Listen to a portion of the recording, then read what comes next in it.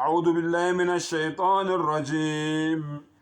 بسم الله الرحمن الرحيم.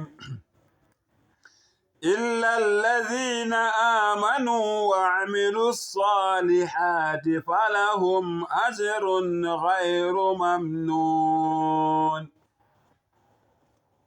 وقال تعالى في القرآن المجيد: فذكر إنما أنت مذكر. Ngicela u-Allah angivikele kusathane ongathandwa. Egameni lika-Allah onomusa onesihawu. U-Allah uthi kwisuratu Tin, surah number 95 of the Holy Quran, surah Tin. Surah 95 of the Holy Quran, Allah says, إِلَّا الَّذِينَ آمَنُوا, ngaphandle kwalabo bantu labo abenza izenzo ezinhle. Abenzani? Abakholwayo. Baqala ngokukholwa kuqala, abaqali ngokwenza izenzo ezinhle.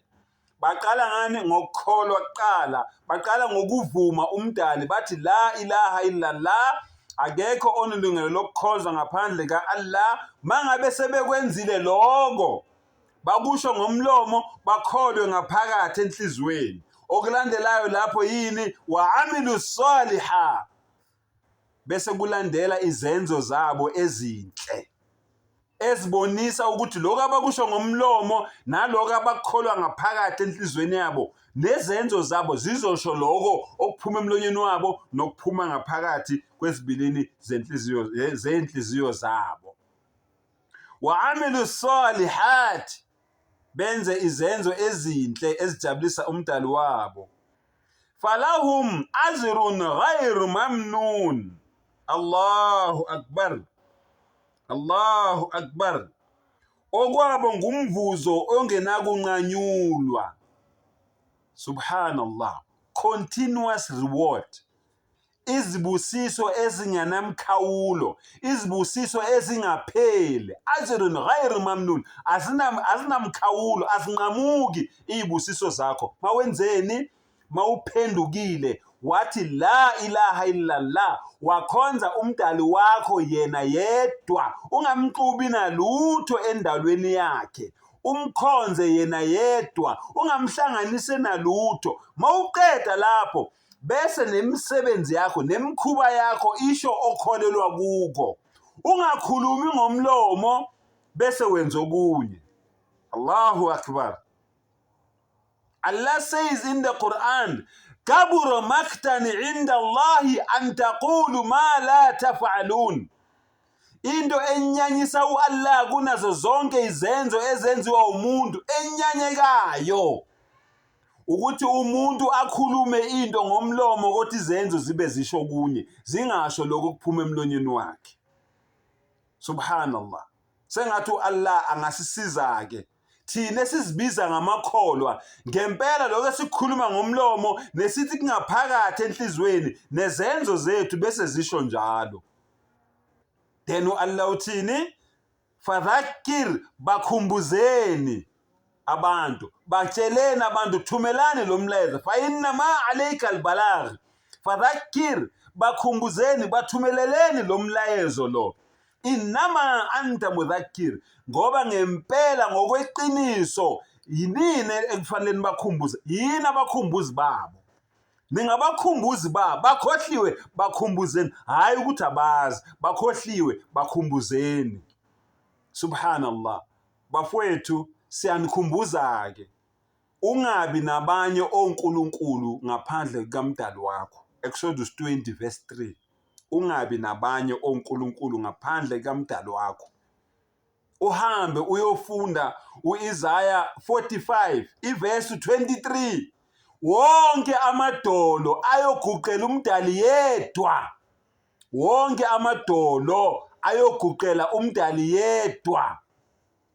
Akekho omunye unkulunkulu ngaphandle kwakhe. Bonke labanye onkulunkulu, onkulunkulu bamanga, onkulunkulu abayobhujiswa, onkulunkulu abangadalanga zulu, onkulunkulu abangadalanga mhlaba, abayobhujiswa ngelinye ilanga bangene emathuneni, badliwe zimpethu, badliwe zintuthwane, badliwe inhlabathi, babune, bavuthuluke, balothe, baphenduka umlotha, babe amathambo labo onkulunkulu benu enibakhonzayo.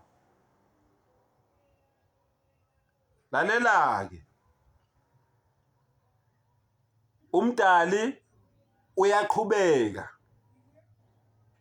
uthi labantu laba benza kahle, subhanallah, ajrun ghayru mamnun, isibusiso sabo asinamkhawulo, asinakunqanyulwa. Bese uyake manje kule ndoda enomlomo obovu. Nayi le ndoda le enomlomo obovu, uyayibona? Le ndoda le enomlomo obovu. Uvule uMateyu 5. uMateyu 5 uqale nje kuverse 3. Uze ukuthi lento engizoyifunda la ayihambelani yini nale ngiqeda ukuyifunda la kwiQuran. Matthew 5 verse 3. Babusisiwe abampofu emoyeni ngokuba umbuso wezulu ungowabo. Babusisiwe abakhalayo ngokuba bayakududuzwa. Babusisiwe abamnene ngokuba bayakudla ifa lomhlaba. Babusisiwe abalambele bomele ukulunga ngokuba bayakusuthiswa. Babusisiwe abanesihawu ngokuba bayakuhawukelwa. Babusisiwe abanenhliziyo ehlanzekileyo ngokuba bayokubona uNkulunkulu. Uzwile? Angikuphindele le uyizwe kahle. Babusisiwe abanenhliziyo ehlanzekileyo ngokuba bayokubona uNkulunkulu. Angikuphindele futhi okwesithathu. Babusisiwe abanenhliziyo ehlanzekileyo ngokuba bayokubona uNkulunkulu. Bayakumbona. Abenzani? Abanenhliziyo ehlanzekileyo. Uyihlanza kanjani inhliziyo? Ngokuthi uthi la ilaha illallah Muhammadur Rasulullah. Yindlela leyo ohlanza ngayo inhliziyo, ayikhenye.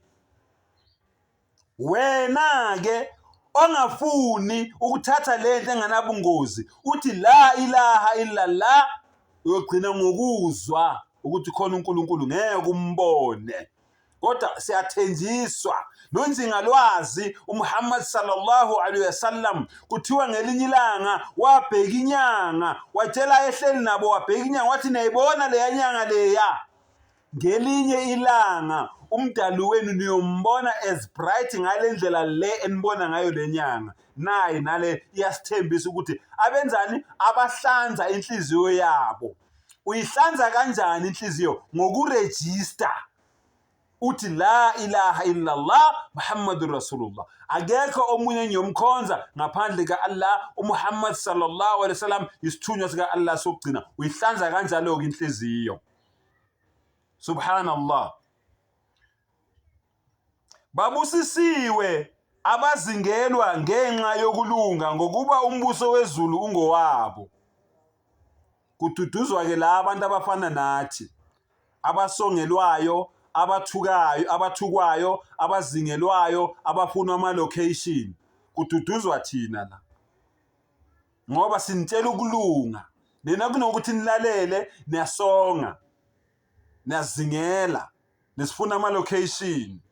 Nibusisiwe nxa benithuka, benizingela, bekhuluma konke okubi ngani, beqamba amanga ngenxa yami. Jabulani nithokoze ngokuba umvuzo wenu mkhulu ezulwini. Ngokuba kanjalo babazingela abaprofeti abanandulelayo. Uzwile? Babazingela nabaprofeti abenzani? Abanandulelayo. Abaqali ngathi kusifuna ama-location, abaqali ngathi kusongela. Nabaprofeti benze njalo kubo, abanye baze bababulala. Sengathi umdala ngasivula ingqondo, asivula amehlo. Aqale ngeyami ingqondo kuqala, ayenze ikhaliphi ukudlula lokho ekhaliphe kona, bese vula neyakho, akuvule namehlo. Ubone iqiniso, uphume ebumnyameni uzohamba ekukhanyeni. Wa akhiru dawana anilhamdulillahi rabbil alamin.